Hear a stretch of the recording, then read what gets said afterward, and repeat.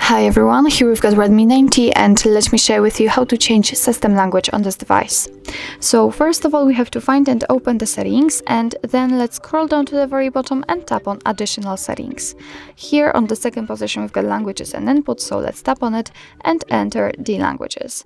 And as you can see, we've just been transferred to the full list of all available languages from which we can choose.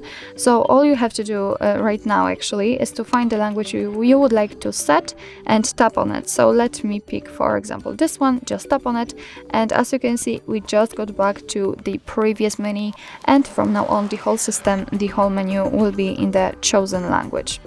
So let me show it to you again because I'm not really good at this language. So let's tap on it. Here we've got again the list, so let me pick the English. Let's tap on it, and that's all actually you have to do, because after tapping the system language immediately changes. So actually that's all. This is how to change system language in your Redmi 90.